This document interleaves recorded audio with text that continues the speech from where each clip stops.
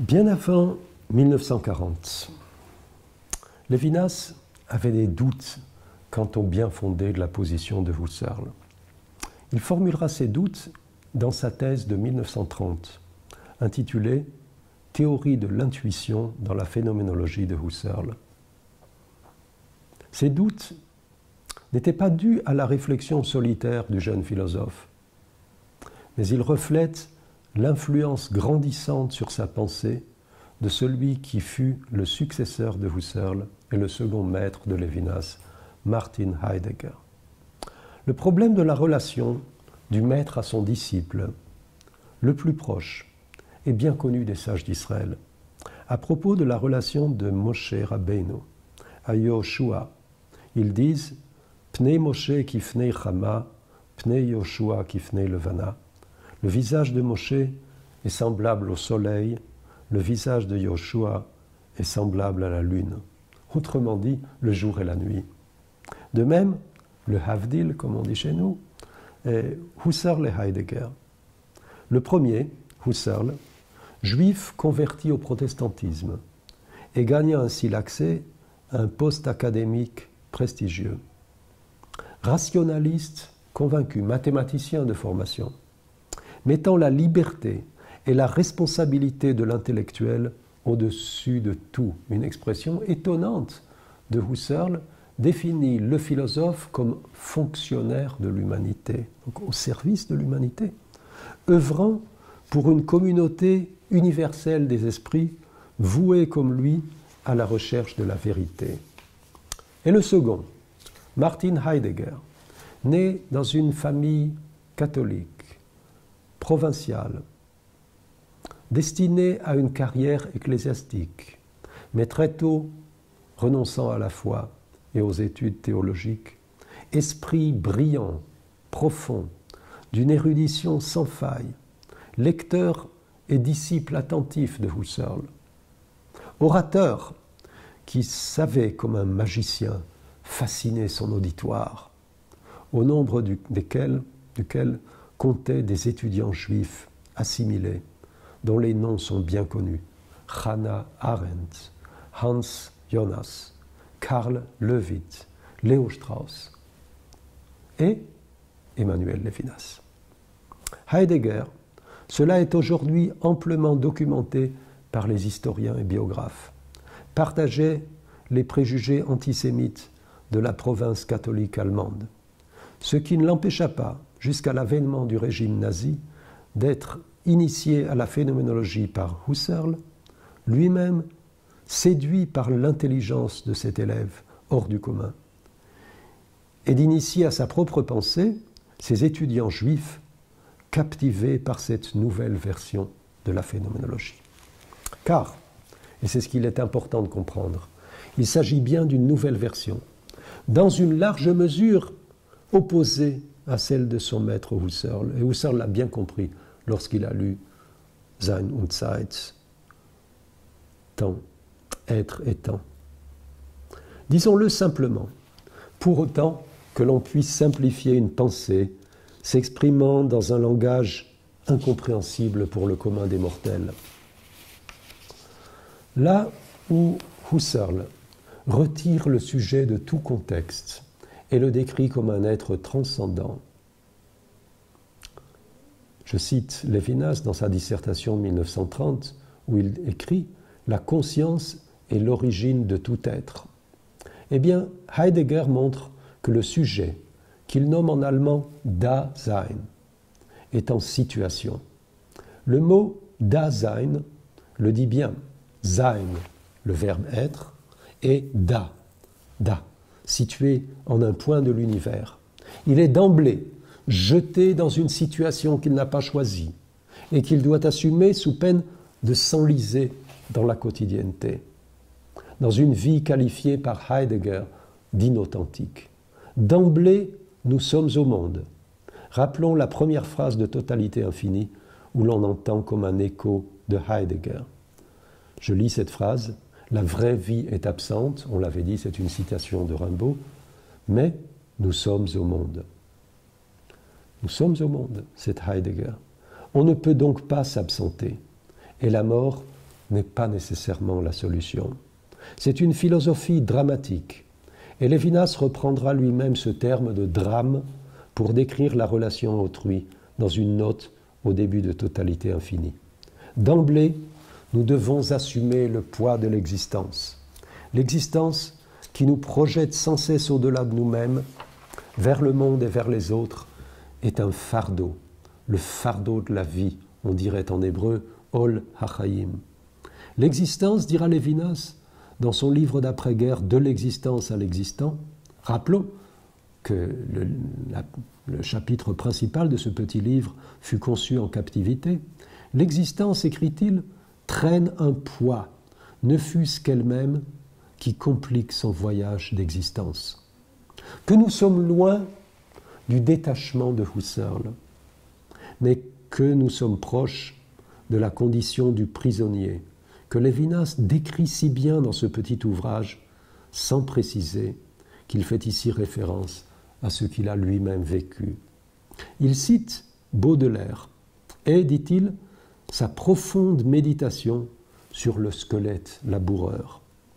L'existence, je cite Lévinas, l'existence lui apparaît à la fois comme irrémédiablement éternelle et comme vouée à la peine.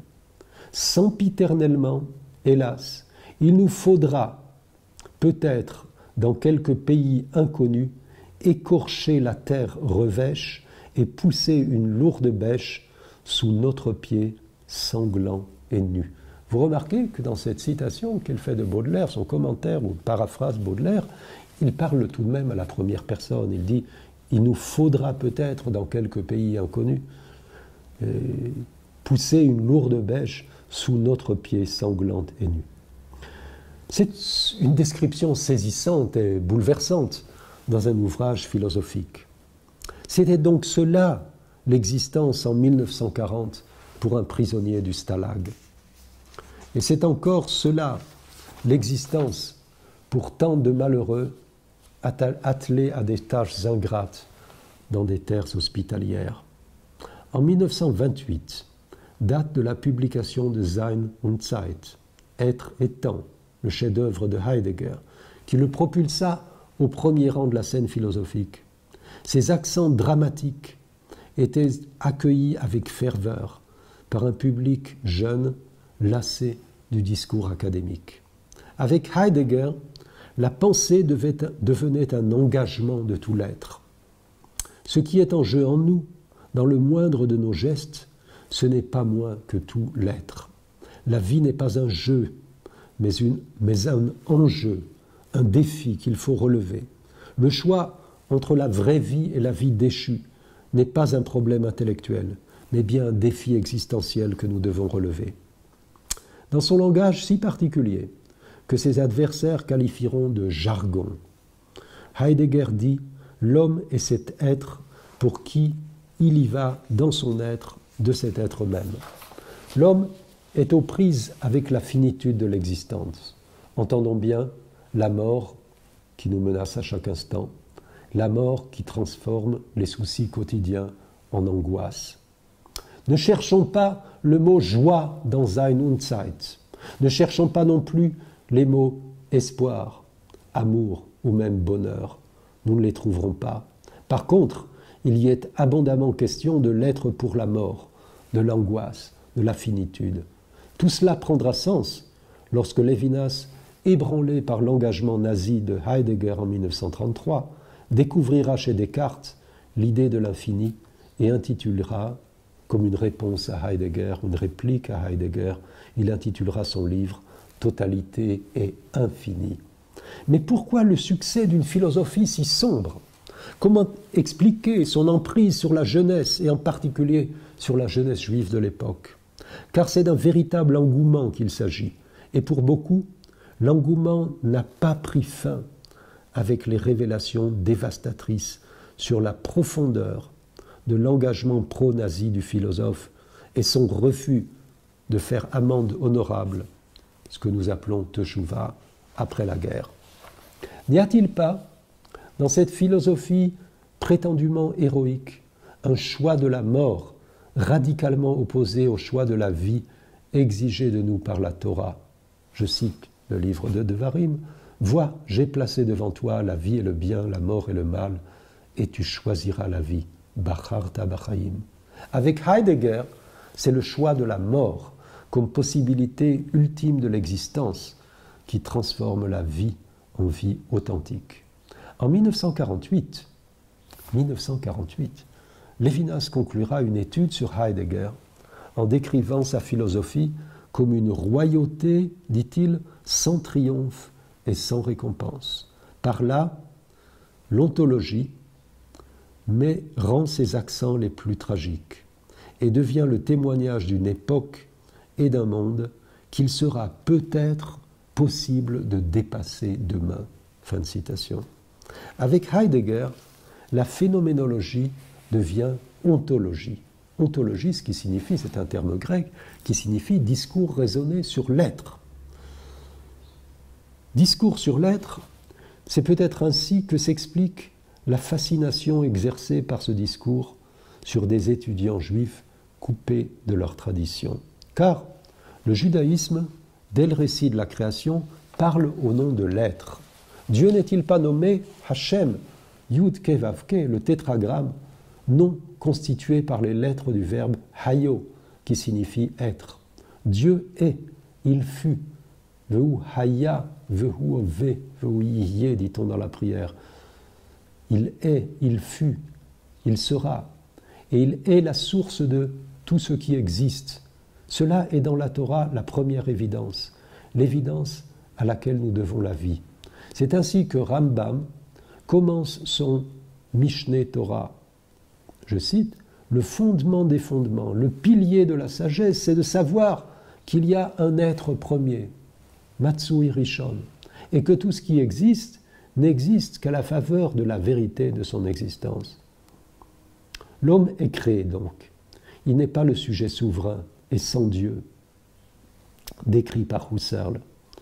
Il est un être fini, voué à la mort, non en raison de la faute, mais en raison de sa provenance terrestre. Comme le dit le verset de la Genèse, « Car tu es poussière et tu retourneras à la poussière. » La faute n'est pas la cause, mais la révélation de la mortalité humaine. Pour le dire autrement, l'homme n'est pas pur esprit. Il est le souffle divin, donc infini, immortel, mais incarné, implanté ici-bas, et engageant le souffle divin dans une aventure mortelle. D'où l'importance du corps, tant négligé par les philosophes.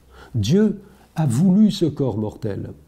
Il lui a donné la possibilité de s'élever au-dessus de la terre et de vivre la vraie vie ici-bas, dans ce corps indigent et sexué, dans ce corps voué à un corps à corps avec lui-même, avec le monde, avec les autres, dans ce corps exposé à la maladie, au vieillissement et à la mort.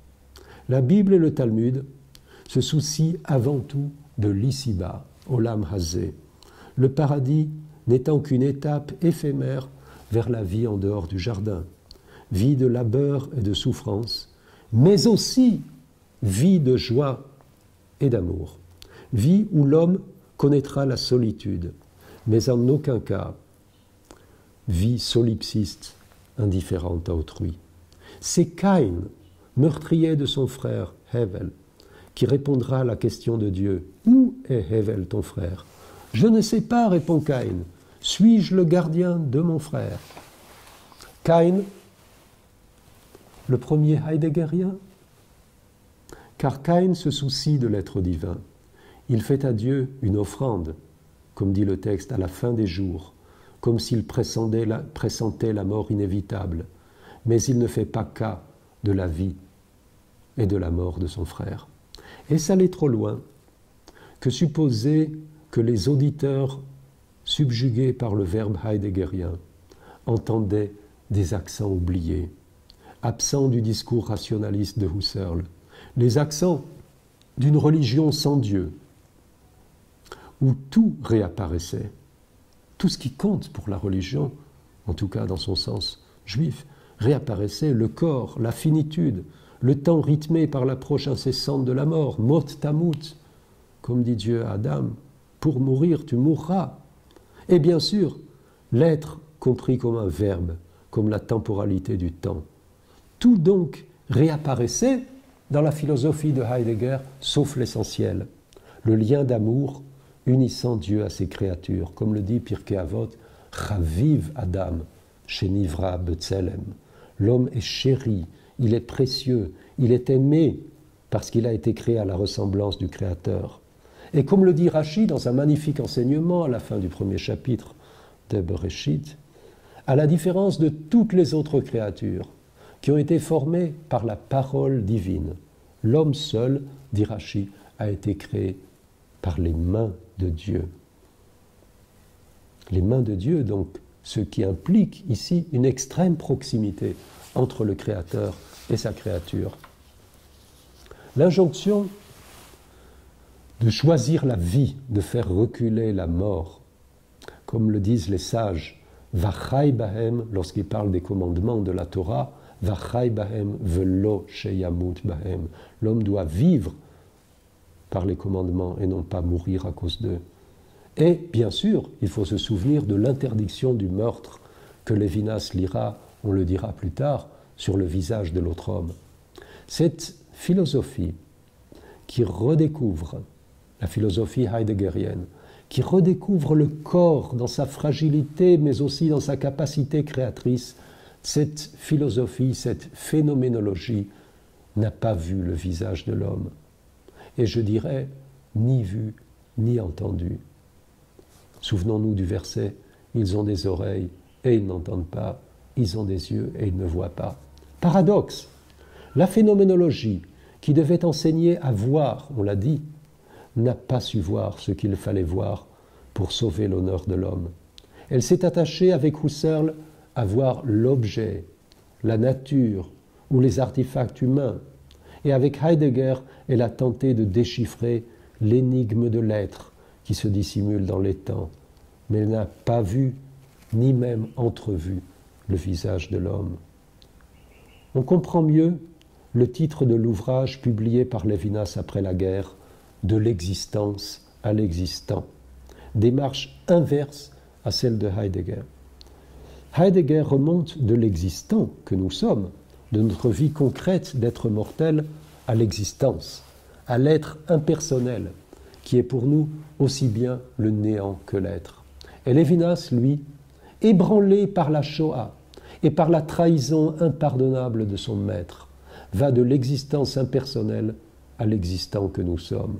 Car l'existant, la vie ici-bas, notre vie est celle d'autrui, et ce qui importe vraiment. C'est ici-bas, dans nos soucis et nos peines quotidiens, dans la lutte pour le pain et la recherche de l'amour, que se joue l'essentiel. Sur ce petit livre, de l'existence à l'existant, figurait l'inscription « Où il n'est pas question d'angoisse ». L'angoisse cède dans ce petit livre la place à l'effort, comme l'atteste d'ailleurs la première phrase du Shulchan Aruch, Yitgaber ka'ari la'avodat haboré. L'homme doit être fort comme le lion au service du Créateur. Non, la vie quotidienne n'est pas une condamnation ou une fatalité. Je cite Lévinas qui dit « L'appeler le monde quotidien et le condamner comme non authentique, c'est méconnaître la sincérité de la faim, F-A-I-M, et de la soif. C'est, sous prétexte de sauver la dignité de l'homme compromise par les choses, fermer les yeux sur les mensonges d'un idéalisme capitaliste et les évasions de l'éloquence et l'opium qu'il propose. La phénoménologie lévinassienne est donc, comme celle de Heidegger, un retour à la quotidienneté. Mais c'est une réhabilitation de la quotidienneté. J'aimerais dire un réenchantement de la quotidienneté. Heidegger, je dirais pour conclure cette partie, Heidegger, une porte qui s'ouvrit et se referma, une promesse non tenue. Ce n'est pas par la mort que l'être se révèle, comme le prétend Heidegger, mais par la vie, une vie qui se nourrit de pain, donc de communauté humaine, mais pas seulement de pain. Une vie qui se nourrit et qui apprend aussi à nourrir et à armer. Attendez, je reviens en arrière sur cette phrase. Une vie qui se nourrit et qui apprend aussi à nourrir et à aimer autre que soi avant d'apprendre à mourir.